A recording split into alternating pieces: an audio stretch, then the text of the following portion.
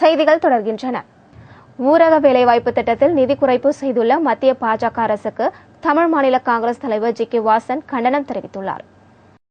தமிழ் மாநில காங்கிரஸ் கட்சியின் தலைவர் ஜி.கே. வாசன் சென்னையில் இன்று செய்தியாளர்களை சந்தித்தார்.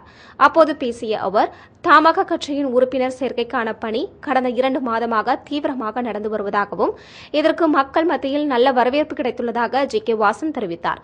இதனைத் தொடர்ந்து பேசிய அவர், ஊரக வேலைவாய்ப்பு திட்டத்தில் வழங்கி வந்த நிதியை பாஜக அரசு குறைத்துள்ளதாகவும் இந்த செயல் கண்டனத்திற்குரியது என தெரிவித்தார்.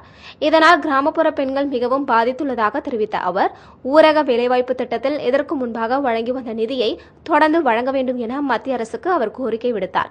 மேலும் மார்ச் மாதம் நடைபெறவிருக்கும் இலங்கை மற்றும் இந்திய மீனவர்கள் குறித்த முத்தரப்பு பேச்சுவார்த்தையில் தமிழக மீனவர்களின் வாழ்வாதாரம் பாதுகாக்க வேண்டும், அரசியல் குறுக்கீடு இல்லாமல் தமிழக மீனவர்களுக்கு நிரந்தர தீர்வு காண வேண்டும் என கோரிக்கை விடுத்தார். வருகின்ற மார்ச் 5ஆம் தேதி அன்று மீனவர்களோடு இரு நாடும் பேச இருப்பதாக அறிவிப்பு வெளிவந்திருக்கிறது. தமிழக மீனவருடைய உரிமைகள் பாதுகாக்கப்பட வேண்டும், அவருடைய வாழ்வாதாரம் எந்த விதத்திலும் பாதிக்கப்படக்கூடாது. இதுதான் மீனவர்களுடைய எதிர்பார்ப்பு. இலங்கை அரசால் சிறைபிடிக்கப்பட்ட 87 படகுகளை இன்றைக்கு விடுவிப்பது மட்டும் போதாது. சேதமடைந்த படகுகளுக்கு மத்திய மாநில அரசாங்கங்கள் தகுந்த நிவாரணத்தை கொடுக்க வேண்டும். போக்குவரத்து தொழிலாளர்கள் கோரிக்கைகளை ஏற்காமல் தமிழக அரசு காலம் கடத்தி வருவதாகவும் தமிழக அரசு அவர்களின் கோரிக்கைகள் மீது உடனடி நடவடிக்கை எடுக்க வேண்டும் என ஜி.கே. வாசன் வலியுறுத்தினார். மேகதாது அணை திட்டத்திற்கு தடை ஆணை பெற வேண்டும் என தமிழக அரசுக்கு பாமக நிறுவனர் ராமதாஸ் கோரிக்கை விடுத்துள்ளார். இதுகுறித்து ராமதாஸ் வெளியிட்டுள்ள அறிக்கையில், காவிரி ஆற்றின் குறுக்கே புதிய அணை கட்டும் திட்டத்தை கைவிட வேண்டும் என கர்நாடக அரசையும், திட்டத்தை உடனடியாக தடுத்து நிறுத்த வேண்டும் என மத்திய அரசையும் தமிழக அரசு வலியுறுத்தி வரும் நிலையில், மேகதாது அணை கட்ட கர்நாடக அரசு ஒப்பந்ததாரர்களை தேர்வு செய்திருப்பது காவிரி நடுவர் மன்ற தீர்ப்புக்கு எதிரானது என தெரிவித்துள்ளார். இத்திட்டத்தை எதிர்த்து கடந்த ஆண்டு உச்சநீதிமன்றத்தில் தமிழக அரசு வழக்கு தொடர்ந்ததாகவும், அந்த வழக்கின் விசாரணையை விரைவுபடுத்தவோ அல்லது இத்திட்டத்திற்கு தடை ஆணை பெறவோ தமிழக அரசு எந்த நடவடிக்கையும் எடுக்கவில்லை என குற்றம் சாட்டினார். இந்த அணை கட்டப்பட்டால் தமிழகத்திற்கு வரும் காவிரி நீர் முற்றிலும் தடுக்கப்பட்டுவிடும் எனவும், காவிரியின் குறுக்கே புதிய அணை கட்டும் திட்டத்தை தடுத்து நிறுத்த இனியாவது தமிழக அரசு உடனடியாக நடவடிக்கை எடுக்க வேண்டும் என்றும் கோரிக்கை விடுத்துள்ளார். இலங்கை வடக்கு மாகாண சபை தீர்மானத்தை ஆதரித்து தமிழக சட்டமன்றத்தில் தீர்மானம் நிறைவேற்ற வேண்டும் என வைகோ கோரிக்கை விடுத்துள்ளார். இதுகுறித்து வைகோ வெளியிட்டுள்ள அறிக்கையில், 1950களில் தொடங்கி இலங்கை தீவில் அடுத்தடுத்து வந்த சிங்கள அரசுகளால் லட்சக்கணக்கான ஈழத்தமிழர்கள் படுகொலை செய்யப்பட்டு உள்ளனர். இதை சுட்டிக்காட்டி இலங்கை வடக்கு மாகாண சபை உறுப்பினர் சிவாஜிலிங்கம் முன்மொழிந்த தீர்மானத்தை முதல்வர் விக்னேஸ்வரன் சட்டசபையில் பெரும்பான்மை ஆதரவுடன் நிறைவேற்ற உள்ளதாக தெரிவித்துள்ள வைகோ, புதிய அதிபராக மைத்ரிபால சிறிசேனா பொறுப்பேற்றுக் கொண்ட பிறகும் ஈழத்தமிழர்களுக்கு எதிரான ராணுவ நடவடிக்கைகள் தொடர்கிறது என வைகோ குற்றம் சாட்டினார். ஈழத்தமிழர்களுக்கு உலக அரங்கில் நீதி கிடைக்க வேண்டுமெனில் நடைபெற இருக்கின்ற தமிழக சட்டமன்ற கூட்டத்தொடரில் இலங்கையின் வடக்கு மாகாண சபை பிரகடனம் செய்துள்ள தீர்மானத்தை ஆதரித்து தீர்மானம் நிறைவேற்றிட தமிழக முதலமைச்சர் தேவையான நடவடிக்கை எடுக்க வேண்டும் என்றும், அப்படி நிறைவேற்றப்படுகின்ற தீர்மானம் தமிழர் வரலாற்றில் பொன் எழுத்துக்களால் பொறிக்கப்படும் எனவும் மதிமுக பொதுச் செயலாளர் வைகோ தெரிவித்துள்ளார். எண்ணூர் துறைமுக டிப்பர் லாரி உரிமையாளர்கள் நடத்தி வந்த வேலைநிறுத்த போராட்டத்தை வாபஸ் பெற்றனர். சென்னை அடுத்த எண்ணூர் துறைமுக முனையத்தில் இருந்து ஒப்பந்த அடிப்படையில் தமிழகம் முழுவதும் உள்ள தனியார் அனல்மின் நிலையங்களுக்கும் தொழிற்சாலைகளுக்கும் நிலக்கரிகளை கொண்டு சேர்க்கும் பணியில் 1000க்கும் மேற்பட்ட டிப்பர் லாரிகள் ஈடுபட்டு வந்தன. இந்நிலையில் அதிக பாரம் ஏற்றி செல்லும் லாரிகளை காவல்துறையினர் பறிமுதல் செய்வதால் விதிமுறைப்படி 13 டன் நிலக்கரி மட்டுமே கொண்டு செல்ல வாடகையை டன் ஒன்றிற்கு 320 ரூபாயாக உயர்த்தி வழங்க வேண்டும் என்ற கோரிக்கையை வலியுறுத்தி டிப்பர் லாரி உரிமையாளர்கள் காலவரையற்ற வேலைநிறுத்த போராட்டத்தில் ஈடுபட்டனர். இந்நிலையில் இது தொடர்பாக தனியார் நிறுவன அதிகாரிகளுடன் டிப்பர் லாரி உரிமையாளர்கள் பேச்சுவார்த்தை நடத்தினர். வாடகையை நிர்ணயம் செய்ய கோரி இந்த வேலை நிறுத்தம் நடைபெற்றது. தனியார் மின் உற்பத்தி ஆலை நிர்வாகம் எங்களுடைய கோரிக்கையை ஏற்றுக்கொண்டதனால் இன்று முதல் வேலை நிறுத்தம் வாபஸ் பெற்று தொடர்ந்து லாரிகளை இயக்குவது என்று சென்னை எண்ணூர் துறைமுக டிப்பர் லாரி உரிமையாளர் சங்கத்தில் பொது உறுப்பினர் கூட்டத்தில் முடிவு செய்யப்பட்டது. இந்த பேச்சுவார்த்தையில் நிலக்கரியை கொண்டு செல்ல டன் ஒன்றுக்கு 280 ரூபாயாக உயர்த்தி தர தனியார் நிறுவனங்கள் ஒத்துக்கொண்டன. இதனையடுத்து வேலைநிறுத்த போராட்டம் வாபஸ் பெறுவதாக டிப்பர் லாரி உரிமையாளர்கள் தெரிவித்தனர். வேலூர் அருகே நகைக்கடை ஒன்றில் பூட்டை உடைத்து வெள்ளி மற்றும் தங்க நகைகள் கொள்ளையடிக்கப்பட்ட சம்பவம் அப்பகுதியில் பெரும் பரபரப்பை ஏற்படுத்தியுள்ளது. வேலூர் அருகே பெருமுகை பகுதியைச் சேர்ந்தவர் சுனில். இவர் அதே பகுதியில் நகை அடகு கடை நடத்தி வந்தார். நேற்றிரவு வழக்கம் போல் கடையை பூட்டிவிட்டு வீட்டுக்கு சென்றுள்ளார். இன்று காலை கடையை திறக்க வந்த சுனில் கடையின் பூட்டு உடைக்கப்பட்டிருப்பதைக் கண்டு அதிர்ச்சியுற்றார். உள்ளே சென்று பார்த்தபோது கடையில் இருந்த 4 கிலோ வெள்ளிப் பொருட்கள் மற்றும் தங்க நகைகள் மர்ம நபர்களால் கொள்ளையடிக்கப்பட்டது தெரியவந்தது. இதனையடுத்து அவர் போலீசாருக்கு தகவல் கொடுத்தார். இதுகுறித்து போலீசார் வழக்கு பதிவு செய்து கொள்ளையடித்த மர்ம நபர்களை தேடி வருகின்றனர். இதேபோல் தூத்துக்குடி சங்கராபுரத்தைச் சேர்ந்தவர் வில்சன். இவர் தேவர்புரம் சாலையில் உள்ள வணிக வளாகத்தில் பவர் டூல்ஸ் கடை நடத்தி வந்தார். இந்நிலையில் நேற்றிரவு வணிக வளாகத்தின் பின்புறம் உள்ள கதவின் பூட்டை உடைத்து வில்சன் கடையில் இருந்த கருவிகள், இயந்திரங்கள் என பல லட்சம் மதிப்பிலான பொருட்களை மர்ம நபர்கள் கொள்ளையடித்து சென்றுள்ளனர். இதுகுறித்து போலீசார் வழக்கு பதிவு செய்து விசாரணை மேற்கொண்டு வருகின்றனர். பொன்னேரி அருகே விளைநிலங்களை ஆக்கிரமித்து கட்டப்பட்டுள்ள இறால் பண்ணைகளை அகற்றக்கோரி கிராம மக்கள் ஆர்ப்பாட்டத்தில் ஈடுபட்டனர்.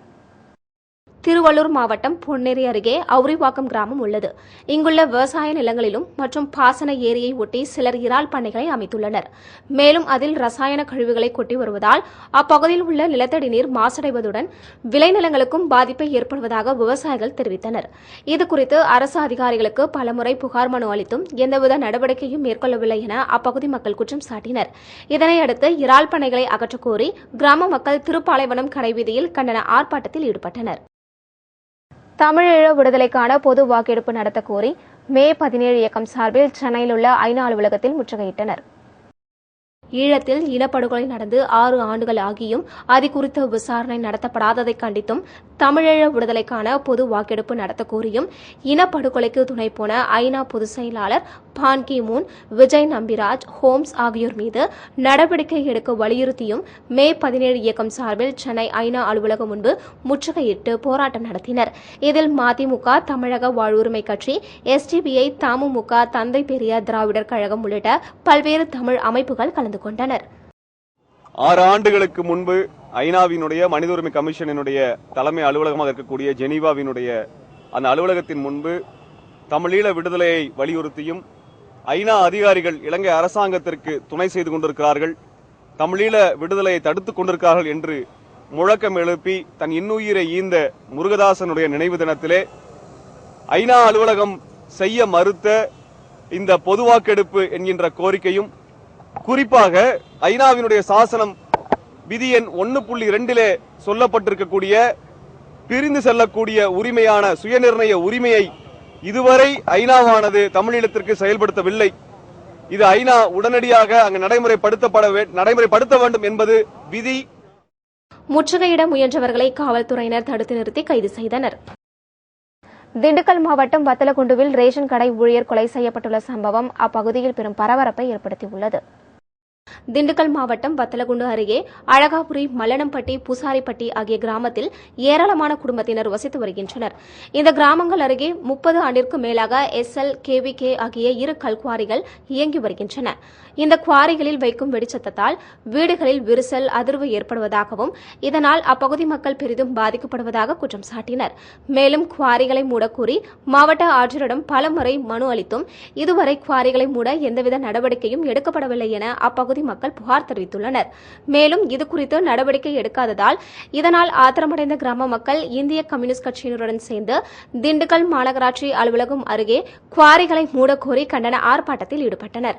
மேலும் 2 குவாரிகளையும் மூட அரசு நடவடிக்கை எடுக்கவில்லை என்றால் சாகும் வரை உண்ணாவிரத போராட்டம் நடத்தப்படும் என கிராம மக்கள் தெரிவித்தனர். வனப்பகுதியில் தீப்பிடித்தால் தடுப்பது குறித்து வனத்துறை பணியாளர்களுக்கு செயல் விளக்க பயிற்சி முகாம் கொடைக்கானலில் நடைபெற்றது.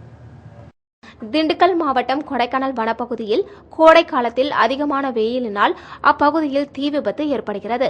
அதனை அணைக்கும் முறை குறித்து செயல் விளக்க பயிற்சி முகாம் நடைபெற்றது. இதில் கலந்து கொண்டு பின்னர் செய்தியாளர்களிடம் பேசிய மாவட்ட வன அலுவலர், வனப்பகுதிகளில் தீ ஏற்படுவதை தடுப்பது, தீ பரவாமல் தடுப்பது மற்றும் வனவிலங்குகளின் நடமாட்டத்தை கண்காணிப்பது உள்ளிட்ட வனத்தின் பாதுகாப்பு குறித்து வனத்துறை பணியாளர்களுக்கு பயிற்சி அளிக்கப்பட்டிருப்பதாக அவர் தெரிவித்தார். ஈகோ சென்சிட்டிவ் ஜோன் அமைப்பது தொடர்பாகவும் அவ்வாறு அமைக்கும் பட்சத்தில் எந்த ஒரு விவசாயிகளும் இந்த இடத்தை விட்டு வெளியேற்றப்படுவதில்லை என்றும், அதே நேரத்தில் அவர்கள் செய்யும் விவசாயத்திற்கு எந்தவித பாதிப்பும் இல்லை. அவர்கள் செய்யும் விவசாயத்தை தொடர்ந்து அவர்கள் செய்யலாம். அதே நேரத்தில் இந்த ஈகோ சென்சிட்டிவ் ஜோன் அமைப்பதன் மூலம் எந்த ஒரு போக்குவரத்தும் இரவு நேரத்தில் நிறுத்தப்பட மாட்டாது என்பதையும் அவங்களுக்கு எடுத்து கூறி, இதை ஊர் மக்களுக்கும் மற்றும் அந்த ஊர் விவசாயிகளுக்கு ஒவ்வொரு ஜேஎஃப்எம்சி தலைவர் மற்றும் உறுப்பினர் எடுத்துக் கூற வேண்டும் என்றும் அறிவுறுத்தப்பட்டது. இப்பயிற்சி முகாமில் 50க்கும் மேற்பட்ட வனப்பணியாளர்கள் கலந்து கொண்டனர். 2012ஆம் ஆண்டு நடைபெற்ற இத்தாலி கப்பல் விபத்து தொடர்பான வழக்கில் கப்பல் கேப்டனுக்கு 16 ஆண்டுகள் சிறை தண்டனை விதித்து இத்தாலி நீதிமன்றம் உத்தரவிட்டுள்ளது. இத்தாலி நாட்டைச் சேர்ந்த கப்பல் கோஸ்டா கொர்கோண்டியா அந்நாட்டின் அருகே கடலில் பயணம் செய்தபோது எதிர்பாராத விதமாக பாறையில் மோதிய விபத்தில் கப்பல் கடலில் மூழ்கியது. இந்த விபத்தில் 32 பேர் உயிரிழந்தனர். இந்த விபத்திற்கு காரணம் கப்பல் கேப்டனாக பணியாற்றிய பிரான்சிஸ்கோ ஸ்கெட்டினோவின் கவனக்குறைவால் தான் விபத்து ஏற்பட்டது என்றும், மேலும் கப்பலையும் பயணிகளையும் காப்பாற்ற முயற்சிகள் மேற்கொள்வதற்கு பதிலாக அவர் தப்பியோடி விட்டதாகவும் குற்றம் சாட்டப்பட்டது. இதுகுறித்து வழக்கு இத்தாலி நீதிமன்றத்தில் நடைபெற்றது. இந்த வழக்கில் கப்பல் கேப்டன் குற்றவாளி என தீர்ப்பு வழங்கப்பட்டு அவருக்கு 16 ஆண்டுகள் சிறை தண்டனை விதித்து இத்தாலி நீதிமன்றம் உத்தரவிட்டது.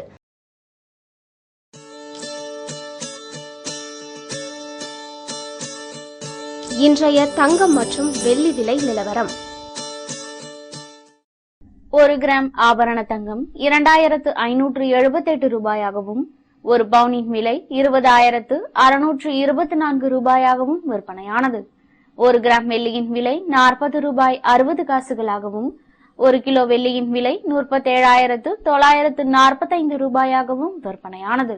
துபாயில் இன்று தங்கத்தின் விலை நிலவரம் வழங்குவோர் Al Hasina Jewelers, Dubai. There is nothing more precious than you. 22 carrot ஆபரண தங்கம் 1 கிராமிற்கு 140.50 திரகங்களாக விற்பனையானது. இது இந்திய ரூபாயின் மதிப்பில் 2380 ரூபாயாக விற்பனையானது. 24 கேரட் ஆபரண தங்கம் 1 கிராமிற்கு 148 திரகங்களாக விற்பனையானது. இது இந்திய ரூபாயின் மதிப்பில் 2507 ரூபாயாக விற்பனையானது. மீண்டும் இன்றைய தலைப்புச் செய்திகள். ஆம் ஆத்மி கட்சி தலைவர் அரவிந்த் கெஜ்ரிவால் பிரதமர் நரேந்திர மோடியுடன் சந்திப்பு. டெல்லிக்கு மாநில அந்தஸ்து தர கோரிக்கை. சுனந்தா புஷ்கரின் மரணம் தொடர்பான விசாரணை. முன்னாள் அமைச்சர் சசி தரூரிடம் டெல்லி போலீசார் மீண்டும் விசாரணை. இலங்கையில் இருந்து விடுவிக்கப்படும் தமிழக மீனவர்களின் படகுகளை பழுது நீக்கும் செலவினை அரசே ஏற்கும். தமிழக அரசு அறிவிப்பு. இத்துடன் செய்திகள் நிறைவடைகின்றன. மூன் தொலைக்காட்சியின் 7 மணி செய்திகளை காண தவறாதீர்கள். வாழ்த்துக்கள்.